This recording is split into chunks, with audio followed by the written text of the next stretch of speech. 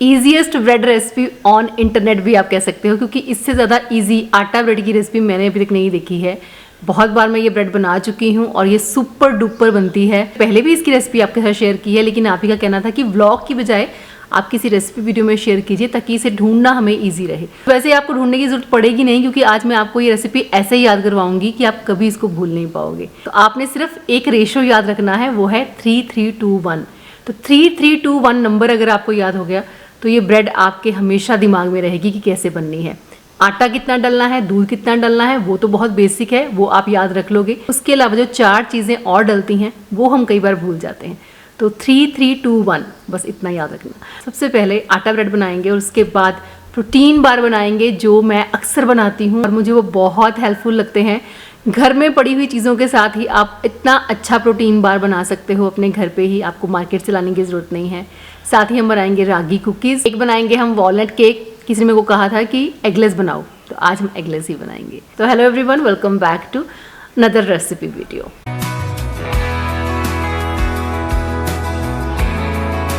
तो जो रेशो मैंने आपको कहा है कि 3321 वो है छोटी छोटी चीज़ों का, लेकिन जो बड़े इंग्रेडिएंट्स हैं 2, जो है आटा और दूध, वो आपको ऐसे याद रखना है कि 3 कप आपने गेहूं का आटा लेना है, वहीं आपने 1.5 कप दूध लेना है। आप कितनी भी क्वांटिटी बनाओ, लेकिन बस इतना याद रखना कि जितना आटा है उससे हाफ आपको दूध लेना है।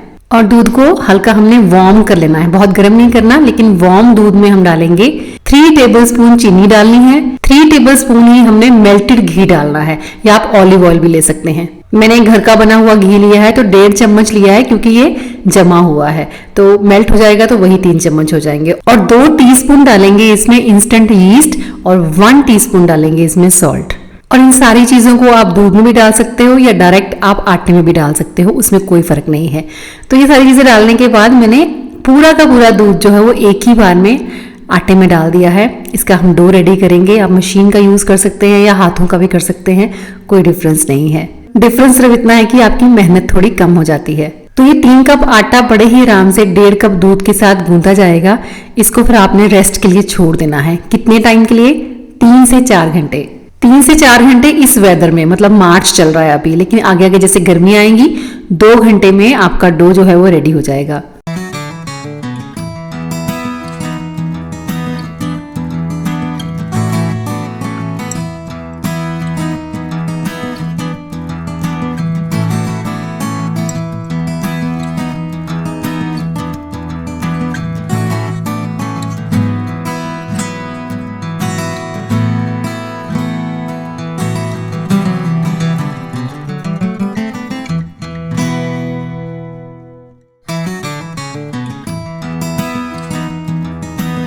और 2 घंटे के बाद जब आप निकाल के देखोगे तो डो आपका डबल हो जाएगा।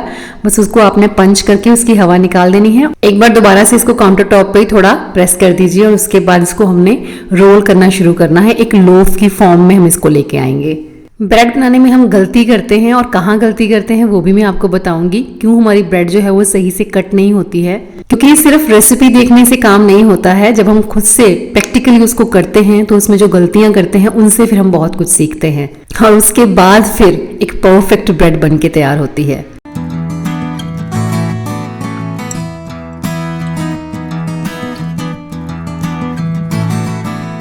तो ब्रेड टिन को भी मैंने देसी घी के साथ ग्रीस कर लिया, और इस लोफ को मैंने ऐसे ही इसमें रख देना है। कपड़ा डाल के ऊपर मैंने इसको ओवन में ही रख दिया था बिना ओवन चलाए, क्योंकि इसको और 1 घंटा लगेगा। ये डो दोबारा से राइज होगा, और 1 घंटे के बाद जब आप चेक करोगे तो इस तरह से आपको फूला हुआ नजर आएगा। और फिर उसके बाद हम इसको रखेंगे ओवन में। मैं इसको हमेशा रखती हूँ 185 डिग्री पे 30 to 35 मिनट्स के लिए। और बस ब्रेड को निकाल के उस पर आप हल्का सा ब्रश लगा दीजिए घी का, और उसके बाद इसको ऐसे ही छोड़ दीजिए। जल्दी नहीं करनी है। टिन से तो आपका ये इजीली निकल जाएगा, लेकिन कटिंग करने में जल्दी नहीं करना।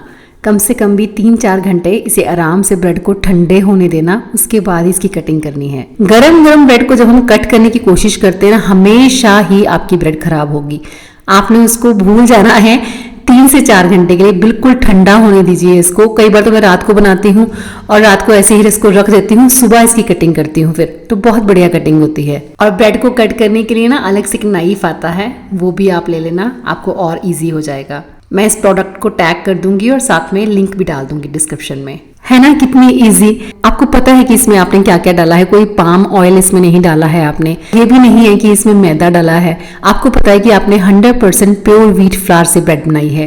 एंड ट्रस्ट मी, एक दो बार की प्रैक्टिस से ही आप इतने ज्यादा परफेक्टली ब्रेड बनाने लगेंगे, जैसे जैसे मैंने आपको बताया ना वैसे बनाना, बस उसके बाद फिर मार्केट से नहीं लेके आना। और ये रेसिपी आपने ट्राई जरूर करनी है और ब्रेड बनाने के बाद उस ब्रेड की फोटोज मुझे आपने इंस्टाग्राम पे भेजनी है, मैं अपनी स्टोरी में उसे टैग करूंगी। तो चलिए अब बनाते हैं प्रोटीन बार। प्रोटीन के क्या क्या सोर्सेज हैं अगर हमें पता है ना तो हम कुछ भी बना सकते हैं, मतलब ब्रेकफास्ट बना सकते हैं, लंच डिनर, हमें पता होना चाहिए कि क्या ऐड करना है। ऐसे ही प्रोटीन बार एक ऐसी चीज़ है जिसे आप अपने प्री वर्कआउट मील में ले सकते हैं, पोस्ट वर्कआउट मील में ले सकते हैं। कोई इंस्टेंट वाली भूख लगी है ना तो भी ये चीज़ बहुत काम आती है और आप हेल्दी खा रहे हो। देखो तो रोस्टेड चना 1 कप लेने हैं, उसका छिलका मैंने उतार दिया है ना। तो उसके बाद आपको लेने हैं पीनट्स, रोस्टेड पीनट्स, उनका भी छिलका मैंने उतार दिया। आप चाहे तो काजू बादाम भी ले सकते हैं, तो इक्वल ही प्रोटीन मिलता है काजू में, बादाम में थोड़ा थोड़ा फर्क होता है, ज़्यादा फर्क नहीं होता। पर 100 ग्राम में आपको 11-12 ग्राम ही प्रोटीन मिलेगा। तो रोस्टेड चना, रोस्टेड पीनट्स डालने के साथ साथ मैंने इसमें 1/2 कप ओट्स फ्लावर डाला है। मीठे के लिए आप डेट्स का इस्तेमाल कर सकते हैं या हनी का इस्तेमाल करना चाहे तो वो भी कर सकते हैं। मैंने यहाँ पे डेट्स लिए थे, कम से कम 12-13 डेट्स। और प्रोटीन बार में प्रोटीन का रेशो बढ़ाने के लिए मैंने इसमें आइसोलेट वे प्रोटीन के 2 स्कूप भी डाले थे।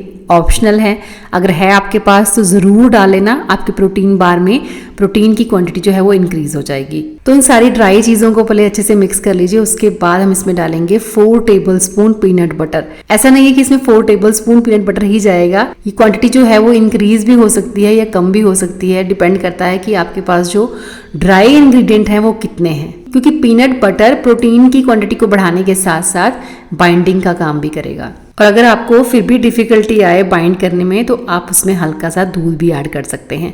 ये प्रोटीन बार्स आपके 10 से 12 दिन आराम से फ्रिज में रह जाते हैं, तो खराब नहीं होंगे। तो अच्छे से मिक्स करने के बाद जब ये ऐसे स्टिकी सा बन के तैयार हो जाए तो किसी ट्रे पे बटर पेपर लगा के इसको फैलाना स्टार्ट करेंगे। चाहे आप किसी स्पैचुला की हेल्प ले लेना, कोई कटोरी ले सकते हैं, कोई ग्लास ले सकते हैं। मैंने हाथों के साथ ही इसको काफ़ी देर प्रेस किया तो ये हो जाता है आराम से। तो प्रेस करके इसको ऐसे ही छोड़ देना है, हमने इसको फ्रिज में रखना है, कोई इसको बेक नहीं करना, कुछ नहीं करना। बेक करने वाली प्रोटीन बार्स भी अलग बनते हैं, लेकिन ये बहुत ही ईजी है। बनाओ और फ्रिज में रख दो और 2-3 घंटे छोड़ दो ऐसे ही, और बस आपके रेडी हो जाएंगे। निकालो, कटिंग करो और खाओ। मेरे तो जैस्मिन नहीं छोड़ती है, वो शाम को आती है ऑफिस से, उसको भूख लगी होती है, उसको ये पता होता है कि बैच रेडी हो गया है, तो उसको ज़्यादा भूख लग जाती है। फिर तो मैं बनाती हूँ वैसे मोस्टली ये अपने लिए, क्योंकि मुझे वर्कआउट करना होता है तो मेरे को ईजी होता है कि अगर मैंने 1 घंटा पहले भी एक बार ले ली है तो मेरा वर्कआउट अच्छे से हो जाता है। या मैं जल्दी वर्कआउट कर रही हूँ और डिनर करने में मेरे को भी टाइम लगेगा, तो उसके पहले फिर पोस्ट वर्कआउट के बाद मैं ये प्रोटीन बार ले लेती हूँ। You can see Jasmine's hand, protein bar ready और जैस्मिन भी रेडी। क्योंकि मैंने इसमें वे प्रोटीन ऐड किया है तो 18 ग्राम प्रोटीन आपको एक बार में मिलेगा। अगर आप नहीं ऐड करते हो वे प्रोटीन तो ऑब्वियसली आपको 12 से 13 ग्राम प्रोटीन फिर भी मिल जाता है। तो चलिए फटाफट से बनाते हैं रागी कुकीज़, जो बहुत ही इजीली बन जाती हैं। 1/4 कप मैंने यहाँ पे अपने घर का बना हुआ वही देसी घी लिया है और 1/4 कप लिया है यहाँ पे जैगरी पाउडर, और साथ में इसमें डालेंगे थोड़ा सा वनीला एसेंस, और 1 कप मैंने लिया है यहाँ पे रागी फ्लावर। बेकिंग सोडा डालेंगे इसमें 1/4 टीस्पून और बेकिंग पाउडर डालेंगे 1/2 टीस्पून, और साथ में थोड़ा सा डालेंगे नमक टेस्ट को बैलेंस करने के लिए।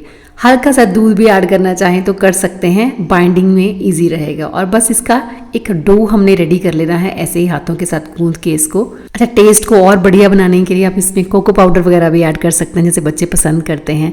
तो बस इसकी छोटी छोटी बॉल्स बना के आपने बेकिंग शीट पे रखना है, और अगर आप चाहें तो फोक के साथ हल्की सी डिजाइनिंग भी कर सकते हैं, ये ऑप्शनल है।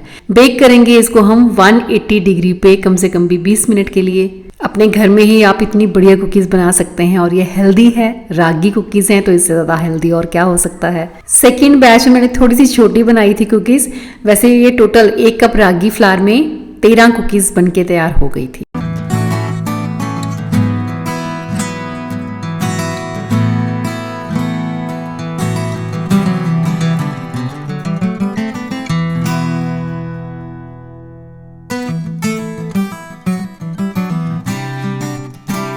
चलिए बनाते हैं वॉलनट केक। वॉलनट केक मैंने आपके साथ काफ़ी बार शेयर किया है, एग के साथ बनाना भी डाला था मैंने, लेकिन मुझे आप लोग बोल रहे थे कि बिना एग के क्या सब्स्टिट्यूट है, कि एग ना हो तो क्या डालें, दही के साथ भी बना सकते हो आप। लेकिन यहाँ पे हम डालेंगे 1 कप दूध, जिसमें मैंने 12 से 13 डेट्स सोक कर दिए हैं 1 चम्मच देसी घी के साथ। आधा घंटा इसको सोक करके रखो, उसके बाद ग्राइंड कर लेना है। फिर वनीला एसेंस इसमें डाल देंगे और साथ में डालेंगे 1/4 कप ओट्स फ्लावर। और फिर बेक करने के लिए वही बेकिंग सोडा और बेकिंग पाउडर 1/4 टीस्पून डालेंगे इसमें बेकिंग सोडा और 1/2 टीस्पून बेकिंग पाउडर। और क्वांटिटी के ऊपर डिपेंड करता है, आप रेशो बढ़ा भी सकते हैं, ठीक है। उसके बाद डालेंगे इसमें 2 टेबलस्पून कोको पाउडर। वॉलनट्स डाल देने हैं। चोको चिप्स आपके पास है तो चोको चिप्स डाल दीजिए, आपकी मर्जी है कितने इंग्रेडिएंट्स आप डालना चाहते हैं। तो बस इसको हमने केक टिन में लगा के ओवन में 185 डिग्री पे 20 मिनट के लिए बेक करना है। और इसको भी अच्छे से ठंडा होने देना, फिर ही कट करना। मैं जब भी केक बनाती हूँ तो इतना ही पोर्शन बनाती हूँ और मेरा एक ही बार में ये खत्म हो जाता है, इतना टेस्टी बनता है। चलो अब आप ट्राई करो, मैं मिलती हूँ आपसे नेक्स्ट वीडियो में। Till then bye bye, take care and stay healthy.